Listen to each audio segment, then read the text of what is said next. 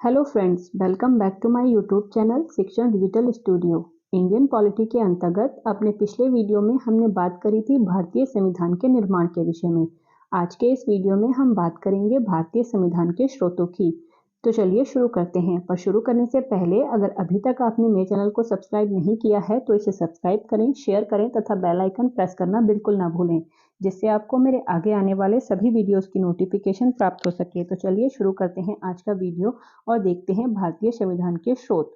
तो जब भारतीयों को अपना संविधान बनाने का अवसर प्राप्त हुआ, यानी कि जब कैबिनेट मिशन भारत आया और उसके पश्चात भारतीय संविधान सभा का गठन किया गया, तो संविधान सभा के सामने एक बहुत बड़ी जिम्मेदारी और उसके साथ साथ एक बहुत बड़ी चुनौती भी थी कि उन्हें भारत के लिए एक ऐसा संविधान बनाना था जो कि मजबूत हो और देश की उस समय की परिस्थितियों के साथ साथ आगे की परिस्थितियों में भी काम कर सके। तो संविधान को बनाने से पहले जो संविधान सभा थी उसने दुनिया भर के जितने भी अन्य देश थे जहां संविधानों का निर्माण हो चुका था उनका अध्ययन किया और मूल्यांकन किया। फिर उन जो संविधान थे उनसे कुछ प्रावधानों को लेकर, यानी कि भारत की परिस्थिति के हिसाब से उनमें परिवर्तन करके भारत के संविधान में शामिल कर लिया गया। अब जो भारत सरकार अधिनियम 1935 है उसके साथ साथ मुख्य रूप से 10 ऐसे विदेशी संविधान हैं जहां से भारतीय संविधान के प्रावधान लिए गए हैं। तो हम देखते हैं कि कौन कौन से ऐसे जो 10 देश हैं जिनसे भारतीय संविधान के जो प्रावधान हैं वो लिए गए हैं। तो भारतीय संविधान के देशी और विदेशी स्रोत जिन्हें भारतीय संविधान सभा में जो भारतीय संविधान है उसमें शामिल किया गया है निम्नलिखित हैं। तो सबसे पहले है भारत शासन अधिनियम 1935। ये हमारा देशी, यानी कि इसे हम देशी स्रोत कह सकते हैं। तो आप जानते हैं कि जो 1935 का अधिनियम था ये अंग्रेजों के द्वारा लागू किया गया था ताकि उस समय भारत की जो शासन व्यवस्था है इसके अनुरूप चलाई जा सके। संविधान निर्माण के समय जो हमारा संविधान था उसमें कुल 395 अनुच्छेद थे और उन 395 अनुच्छेदों में से जो 250 अनुच्छेद थे वो सीधे के सीधे 1935 के अधिनियम से लिए गए थे, यानी कि लगभग 60% जो हिस्सा है हमारे संविधान का वो 1935 के अधिनियम से ही लिया गया है। यानी कि ये अधिनियम भारतीय संविधान का सबसे बड़ा स्रोत है। तो कभी अगर प्रश्न आता है कि हमारे संविधान का सबसे बड़ा स्रोत कौन सा है तो वो 1935 का अधिनियम है। इस अधिनियम से जो मुख्य प्रावधान लिए गए थे उनको देख लेते हैं।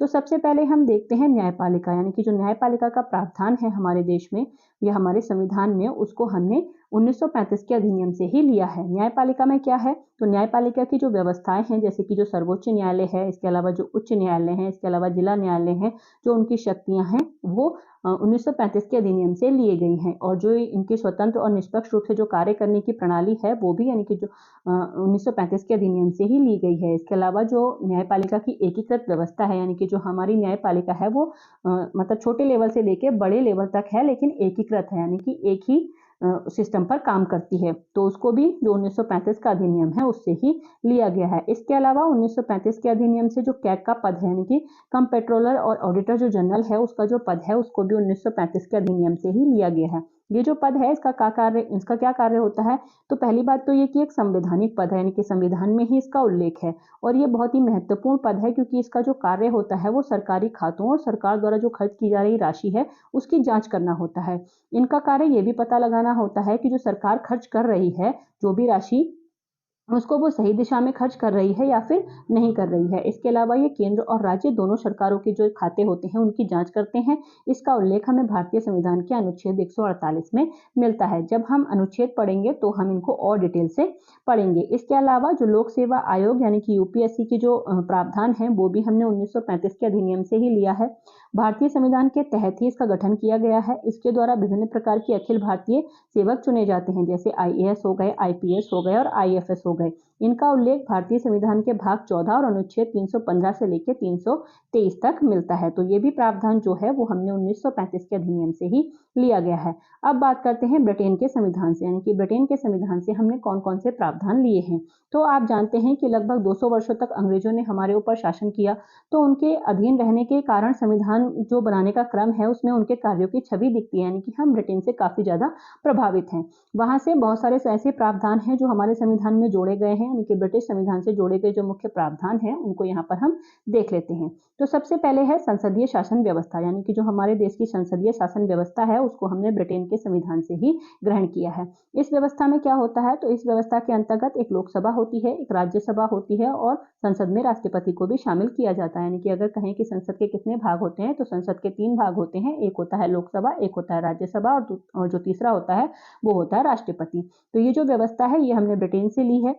संसद के बहुत सारे कार्य होते हैं, जैसे कि विधेयक बनाना और कई उच्च पदों को निलंबित करने की प्रक्रिया। इसमें स्तरीय जो बैठक होती है उसमें देश की नीतियां या जो नीतियों के संदर्भ में जो काम होता है। इसके अलावा एक वर्ष में 3 सत्र होते हैं, जैसे कि बजट सत्र है, मानसून सत्र है और शीतकालीन सत्र है। ये जितने भी प्रावधान हैं ये सब हमने ब्रिटेन से लिए हैं, यानी कि पूरी संसदीय जो व्यवस्था है हमारी वो ब्रिटेन से ली गई है। इसके अलावा संसदीय विशेषाधिकारों को भी हमने ब्रिटेन से ही लिया है। इसमें क्या है कि लोकसभा, राज्यसभा के जो सदस्य होते हैं और जो समितियां होती हैं उनको कुछ विशेष अधिकार प्रदान किए जाते हैं, जिनसे उनको कार्य करने में कोई परेशानी ना आए। ये विशेष अधिकार इसलिए दिए जाते हैं ताकि ये स्वतंत्र रूप से कार्य कर सकें। इसका जो उल्लेख है वो हमें अनुच्छेद 105 में मिलता है। तो ये भी हमने ब्रिटेन के संविधान से लिया है। इसके अलावा विधि का शासन, यानी कि कानून का ही शासन सर्वोपरि है, ये जो प्रावधान है ये भी हमने ब्रिटेन के संविधान से ही लिया है। इसका अर्थ यह है कि विधि ही शासक है, यानी कि सबसे ऊपर विधि है और विधि के हिसाब से ही देश का शासन चलना चाहिए। अगर कोई भी विधि के शासन का उल्लंघन करता है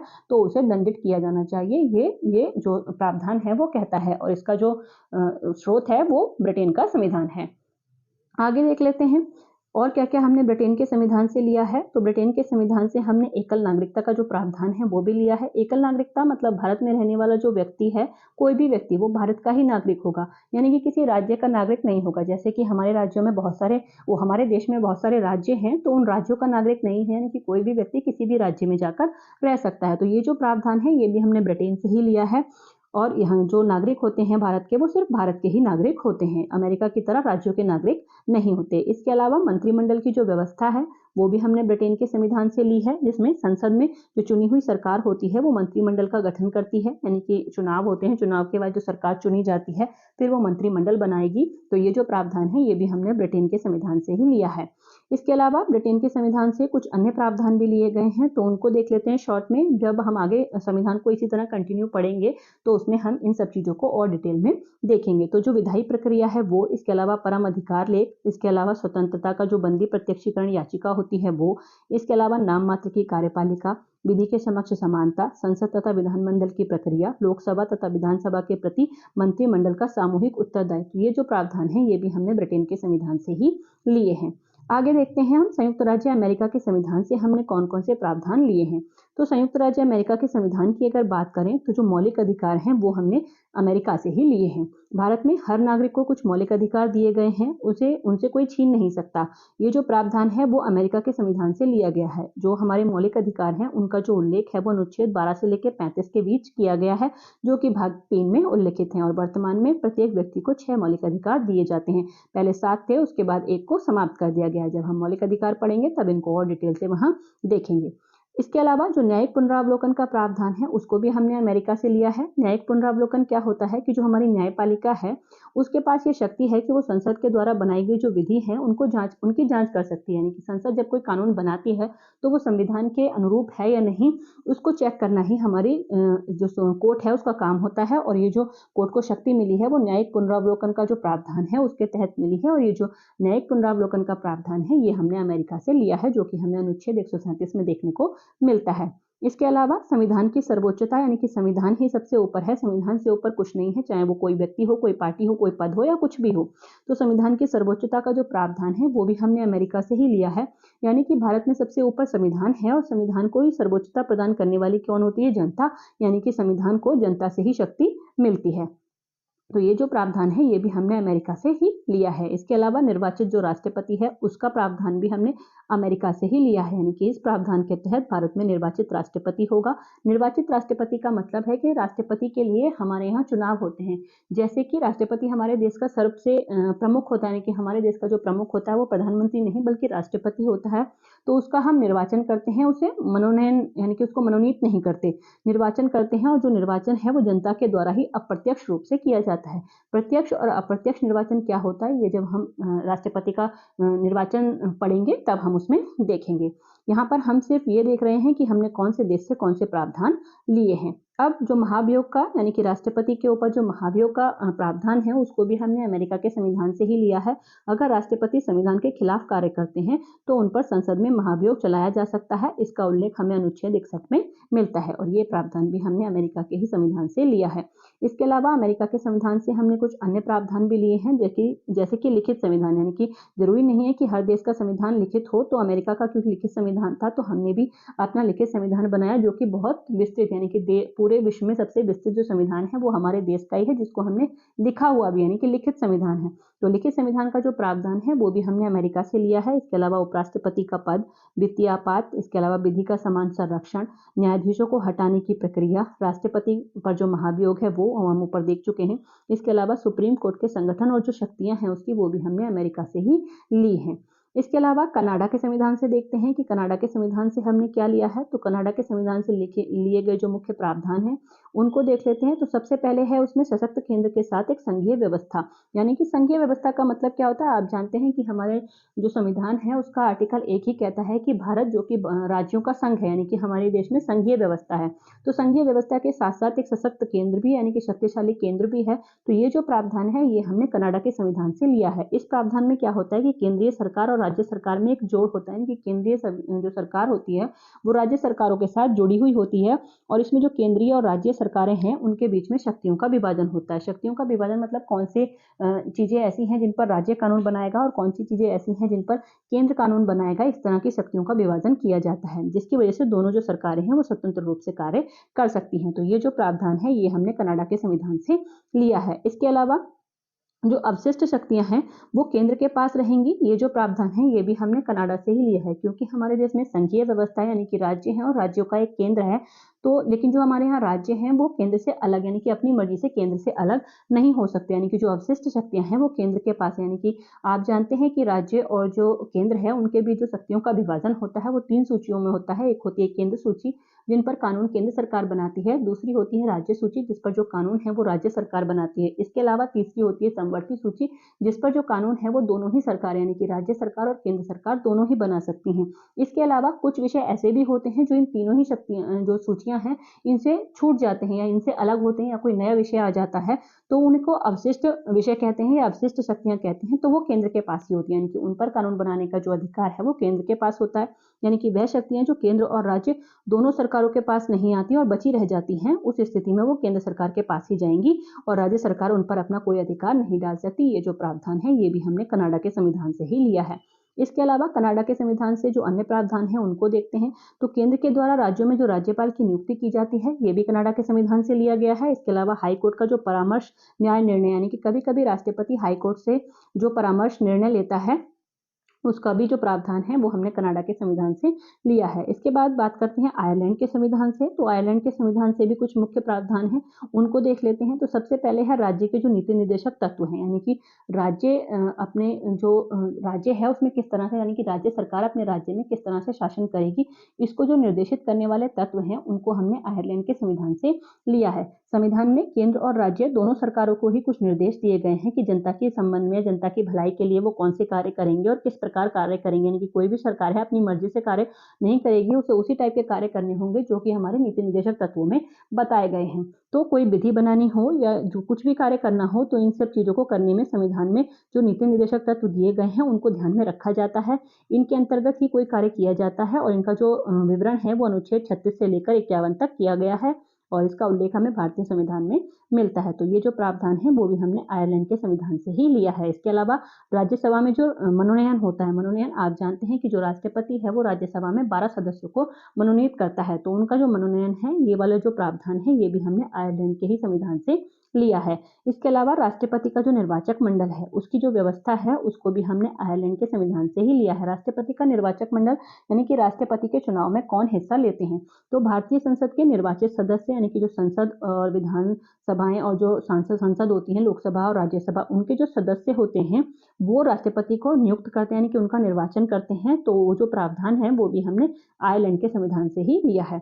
इसके बाद बात करते हैं दक्षिण अफ्रीका के संविधान से हमने क्या लिया है। तो दक्षिण अफ्रीका के प्रावधानों की अगर बात करें तो संविधान संशोधन की प्रक्रिया को हमने दक्षिण अफ्रीका के संविधान से लिया है। संविधान संशोधन क्या होता है? जब संविधान में मतलब कभी हमें कुछ नियम कानून बदलने की जरूरत पड़ती है तो जो बदलने की प्रक्रिया है उसे संविधान संशोधन कहते हैं, और ये जो व्यवस्था है वो दक्षिण अफ्रीका से ली गई है। ये बहुत ही महत्वपूर्ण व्यवस्था है क्योंकि हमेशा परिस्थितियां एक जैसी नहीं होती, कभी कभी हमें पुराने बने जो कानून होते हैं उनको चेंज करना पड़ता है, यानी कि परिस्थितियों के हिसाब से हमेशा परिवर्तन करते रहना चाहिए। तो संविधान में अगर कुछ संशोधन करना हो यानी कि कुछ बदलना हो तो इस प्रावधान का प्रयोग किया जाता है और इसके तहत संशोधन किया जाता है। जो इसका उल्लेख यानी कि संशोधन का जो उल्लेख है वह अनुच्छेद 368 में मिलता है और यह प्रक्रिया हमने दक्षिण अफ्रीका के जो संविधान है उससे ली है। इसके बाद है राज्यसभा के सदस्यों का जो निर्वाचन है वो भी हमने दक्षिण अफ्रीका के संविधान से लिया है। अब बात करते हैं फ्रांस के संविधान से हमने कौन कौन से अनुच्छेद लिए हैं। तो फ्रांस के जो संविधान है उससे जो अनुच्छेद लिए गए हैं उनको देख लेते हैं। तो सबसे पहले समानता, स्वतंत्रता और जो बंधुत्व की भावना है हमारी, आप जानते हैं कि जो हमारी उद्देशिका है यानी कि जो प्रस्तावना है संविधान की उसी में ये चीजें मिलती हैं। तो इसको हमने फ्रांस के संविधान से लेकर शामिल किया है, क्योंकि फ्रांस की जो क्रांति हुई थी उसमें समानता, स्वतंत्रता और बंधुत्व इन 3 शब्दों का बहुत ज्यादा प्रचलन हुआ था।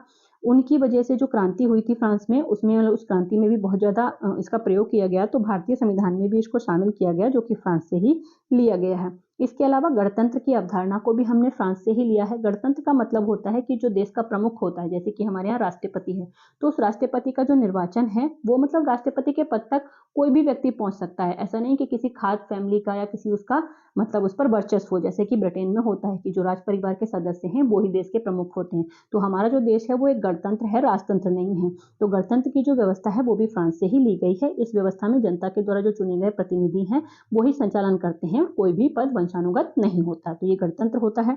इसके अलावा बात करते हैं ऑस्ट्रेलिया के संविधान से हमने क्या क्या लिया है। तो ऑस्ट्रेलिया के संविधान से लिए प्रावधानों की अगर बात करें तो जो समवर्ती सूची है, अभी मैंने पीछे आपको बताया कि 3 तरह की सूचियां होती हैं। एक होती है केंद्र सूची, दूसरी होती है राज्य सूची और तीसरी होती है समवर्ती सूची। तो समवर्ती सूची का जो प्रावधान है वो हमने ऑस्ट्रेलिया के संविधान से लिया है। ये केंद्रीय और राज्य सूची से अलग वह सूची है जिसमें केंद्रीय और राज्य सरकार दोनों ही कानून बना सकते हैं। इसके अलावा जो ऑस्ट्रेलिया का संविधान है उससे हमने संयुक्त अधिवेशन का प्रावधान भी लिया है। संयुक्त अधिवेशन क्या होता है कि जब कोई विधेयक संसद में लाया जाता है तो संसद में जब वो लाया जाता है तो कोई विधेयक जब राज्यसभा में लाया जाता है या फिर लोकसभा में अलग अलग पारित नहीं हो पाता। यानी कि आपको पता है जब हमारे देश में कोई भी कानून बनता है तो वो पहले एक बिल के रूप में लाया जाता है, उसे किसी भी उसमें ला सकते हैं, मतलब लोकसभा या राज्यसभा। तो अगर वो लोकसभा में लाया जाता है तो पहले वहां से पास कराया जाता है, फिर राज्यसभा में जाता है और फिर वहां से पास कराया जाता है, फिर राष्ट्रपति उस पर अपने हस्ताक्षर करते हैं और इस तरह से वो कानून बन जाता है। तो जब कभी कोई विधेयक जैसे राज्यसभा में रखा गया और राज्यसभा से पास हो गया, फिर लोकसभा से वो पास नहीं हो पा रहा है, या फिर लोकसभा में रखा गया है और लोकसभा से पास हो गया है और राज्यसभा में पास नहीं हो पा रहा है, तो ऐसी परिस्थिति में एक संयुक्त अधिवेशन यानी कि दोनों ही सभाओं का यानी कि लोकसभा और राज्यसभा का दोनों का एक साथ अधिवेशन बुलाया जाता है, तो उसे संयुक्त अधिवेशन कहते हैं, जिसको हमने जो ऑस्ट्रेलिया का संविधान है वहां से लिया है। तो उस स्थिति में राष्ट्रपति एक संयुक्त अधिवेशन बुला सकते हैं। इसमें दोनों सदन की कार्यवाही साथ में होती है और इसकी अध्यक्षता लोकसभा के अध्यक्ष करते हैं और इसका जो उल्लेख है वो हमारे संविधान के अनुच्छेद 108 में मिलता है। इसके अलावा अन्य प्रावधानों की बात करें यहाँ से लिए गए तो देश के भीतर कहीं भी व्यापार, वाणिज्य और समागम की जो स्वतंत्रता है, इसके अलावा प्रस्तावना में भाषा निहित है उसको भी हमने यहाँ के जो ऑस्ट्रेलिया का संविधान है वहां से लिया है। इसके अलावा संसद के दोनों सदनों की जो संयुक्त बैठक है, इसके अलावा केंद्र व राज्य संबंधी जो शक्तियों का विभाजन है वो भी हमने ऑस्ट्रेलिया के संविधान से ही लिया है। अब बात करते हैं जर्मनी के संविधान से। जर्मनी के संविधान से जो प्रावधान लिए गए हैं उनको देख लेते हैं। तो जर्मनी से हमने आपात के समय जो मूल अधिकार है उनका खंडन यानी कि ये प्रावधान हमने लिया है। क्या होता है जब कभी देश में आपातकाल लगाया जाता है तो जो हमारे मूल अधिकार है उनको निलंबित कर दिया जाता है। तो ये जो प्रावधान है ये हमने जर्मनी के संविधान से लिया है कि भारतीय संविधान में ये प्रावधान है कि आपातकाल के समय जो संविधान के तहत नागरिकों को मौलिक अधिकार दिए जाते हैं कि हमारे जो 6 मौलिक अधिकार हैं वो आपातकाल के समय सरकार वापस ले लेती है, तो वो आपातकाल के समय समाप्त हो जाते हैं और कोई भी न्यायालय में इसके खिलाफ अपनी याचिका दायर नहीं कर सकता। आप जानते हैं कि जब हमारे मौलिक अधिकारों का उल्लंघन होता है तो हम न्यायालय में जाके उनके खिलाफ याचिका दायर कर सकते हैं, लेकिन जब क्या बोलते हैं आपातकाल होता है, आपातकाल के अंतर्गत जब हमारे मौलिक अधिकारों को निलंबन किया जाता है तो उस समय इनके खिलाफ याचिका दायर नहीं की जा सकती। तो ये जो प्रावधान है ये हमने जर्मनी से लिया है। इसके अलावा बात करते हैं जापान से लिए गए प्रावधान की। तो जापान से जो हमने प्रावधान लिया है वो ये है विधि द्वारा स्थापित प्रक्रिया का, यानी भारतीय संविधान में विधि द्वारा स्थापित प्रक्रिया का प्रावधान जोड़ा गया है। इसका तात्पर्य है कि विधि के द्वारा जो भी प्रक्रिया निर्धारित की गई है हमेशा उसी के हिसाब से कार्य करते हुए आगे बढ़ा जाएगा, यानी कि जो कानून तय किया गया है किसी किसी चीज़ के लिए उसी के आधार पर कार्य होगा, अपनी मनमर्जी से कोई भी कानून नहीं बनाया जा सकता। मतलब जैसे कि अगर मान लो कि किसी क्राइम में सज़ा 6 महीने की जेल है, तो उसे 6 महीने की जेल के आधार पर ही उसका वो किया जाएगा, ये नहीं कि उसे कुछ और कर दिया जाए या कुछ और सज़ा उसको दे दी जाए। तो विधि के द्वारा जो स्थापित प्रक्रिया है, उसी के आधार पर पूरी जो भी प्रक्रिया है वो अपनाई जाएगी। इसके बाद बात करते हैं रूस के संविधान से। तो रूस के संविधान की अगर बात करें तो रूस के संविधान से जो प्रावधान लिए गए हैं उनको यहाँ पर देख लेते हैं। तो सबसे पहले जो हमारे मौलिक कर्तव्य हैं, आप जानते हैं कि मौलिक अधिकारों के साथ-साथ कुछ मौलिक कर्तव्य भी हैं। यानी कि जब हम देश से कुछ ले रहे हैं अधिकारों के बदले में, तो अपने कर्तव्य के रूप में उसे कुछ देते भी हैं। तो जो मौलिक कर्तव्य हैं वो हमने रूस के संविधान से लिए हैं। मूल संविधान में मौलिक कर्तव्यों का प्रावधान नहीं था। इन्हें 42वें संविधान संशोधन 1976 में स्वर्ण सिंह समिति की अनुशंसा पर संविधान में शामिल किया गया था। वर्तमान में जो इनकी संख्या है वो 11 है और हर नागरिक को इनका पालन करना चाहिए। तो ये थे हमारे संविधान के देशी और विदेशी स्रोत, जिनको हमने आज के इस वीडियो में देखा। तो इन्हीं जो हमारे संविधान के देशी और विदेशी स्रोत हैं, इन्हीं के आधार पर कई बार हमारे जो संविधान है उसकी आलोचना की जाती है कि जो भारतीय संविधान है उसका कोई भी अस्तित्व नहीं है, क्योंकि जो बहुत सारी चीज़ें हैं इसमें वो विभिन्न देशों से लेकर जोड़ी गई हैं। यानी कि आलोचक भारतीय संविधान को उधार का थैला कहते हैं। लेकिन जो ये आरोप है वो निरर्थक है, यानी कि क्योंकि जो भारतीय संविधान में भारतीय संविधान सभा के जो सदस्य थे उन्होंने जो भी प्रावधान शामिल किए उनको सीधा उस देश से उठाकर वैसा का वैसा ही नहीं ले लिया गया, यानी कि उनको लिया गया और फिर बाद में भारत की परिस्थितियों के हिसाब से उनमें बदलाव करके उन्हें संविधान में जोड़ा गया है।